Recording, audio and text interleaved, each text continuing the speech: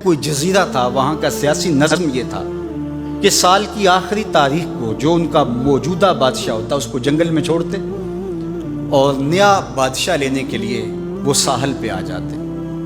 جو پہلا شخص ساحل پہ اترتا اس کو اپنا حکمران مان لیتا، جو بھی حکمران بن جاتا وہ خوش ہو جاتا، حالانکہ اس کو بتا دیتے کہ ایک سال کے لیے تجھے منتخب کیا ہے، سال کی آخری تاریخ کو تخت سے اٹھائیں گے، باندھیں گے، جکڑیں گے، اور اسی جزیرے کے دوسرے کنارے ایک جنگل ہے جہاں خاردار جھاڑیاں اور موذی جانور ہیں، وہاں تجھے پھینک دیں گے۔ وہ بھول جاتا، کہتا دیکھی جائے گی، اور سال کی آخری تاریخ جب وہ رسیاں اور زنجیریں لے کے آتے تو وہ پریشان ہو جاتا کہ آنکھ جھپکنے میں سال گزر گیا، پتہ ہی نہیں چلا۔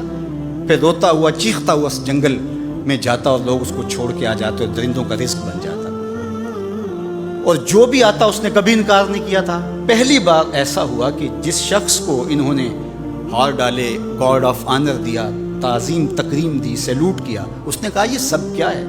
کہا کہ آج کے بعد تو ہمارا حکمران ہے۔ کہا میں تو امور سلطنت نہیں جانتا، میں تو تاجر آدمی ہوں، چیزیں بیچنے آیا ہوں۔ کہا کہ ہمارا اصول یہی ہے کہ سال کی پہلی تاریخ کو پہلا شخص جو جزیرے پہ قدم رکھتا ہے وہ ہمارا حکمران ہوتا ہے۔ اس نے کہا میں تو امور سلطنت کو نہیں جانتا، تو یہ کس طرح ذمہ داری قبول کر سکتا ہوں؟ انہوں نے کہا کہ تمہیں کرنا ہوگی، اس کے علاوہ کوئی راستہ نہیں ہے، ہمارا یہ قانون ہے، ضابطہ ہے، اور یہ بھی بتا دیں کہ سال کی آخری تاریخ کو تجھے اسی جنگل کے دوسرے کنارے چھوڑ آئیں گے جہاں موذی جانوروں کا رین بسیرا ہے۔ تو اس نے کہا اگر انجام اتنا دردناک اور خطرناک ہے پھر تو میں بالکل جانے کے لیے تیار نہیں ہوں۔ تو انہوں نے کہا تو چاہے نہ چاہے باندھ کے بھی تخت پہ بٹھانا پڑا تمہیں بٹھائیں گے۔ اس نے کہا اچھا مجھے یہ بتاؤ کہ سال بعد میری بات مانو گے یا نہیں؟ انہوں نے کہا کہ ہاں، قانون میں تو ترمیم نہیں کر پائے گا، لیکن یہ ہوگا کہ تیرے انتظامی حکم ہم ماننے پہ مجبور ہوں۔ اس نے کہا ٹھیک ہے، میں تمہارا حکمران بننے کے لیے تیار ہوں۔ رومی بولتے ہیں کہ جب بھی کوئی شخص تخت نشین ہوتا تو وہ بھول جاتا کہ میرے 7 سال کی آخری تاریخ میں کیا ہونے والا ہے۔ وہ عیش و عشرت کرتا اور یوں وقت گزارتا، سال کی آخری تاریخ آنکھ جھپکنے میں آ جاتی۔ لیکن یہ پہلا شخص تھا، تخت نشین ہوتے اس نے پہلا حکم نامہ جاری یہ کیا کہ کمانڈوز بلائے جائیں۔ بلائے گئے، کہا اس جنگل میں چلے جاؤ جہاں تم بادشاہوں کو پھینک کے آتے ہو، اور وہاں کے موذی جانور کاٹ ڈالو۔ پھر بلدیہ کے ملازمین بلائے، کہا جاؤ جا کے وہاں کی جھاڑیاں کاٹو۔ پھر معمار بلائے، کہا جا کے وہاں محل تیار کرو۔ کچھ لوگوں کو بلایا، کہا جا کے وہاں پھول لگاؤ، پھلدار درخت لگاؤ، سایہ دار شجر لگاؤ۔ پوری حکومتی مشینری اس جنگل کو کٹوانے، وہاں کے موذی جانور قتل کروانے، اور وہاں خوبصورت محل بنوانے، کنویں کھدوانے اور پھلدار درخت لگوانے میں صرف کر دی۔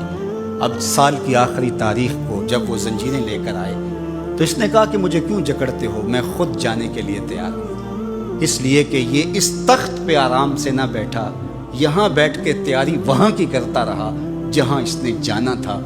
کافر اور فاسق دنیا کے تخت پہ عیش کرتا ہے، بھول جاتا ہے کہ میں نے کہاں جانا ہے، اور صالح مومن اس تخت پہ آرام سے نہیں بیٹھتا، جہاں جانا ہے اس کے لیے تیاری کرتا رہتا ہے۔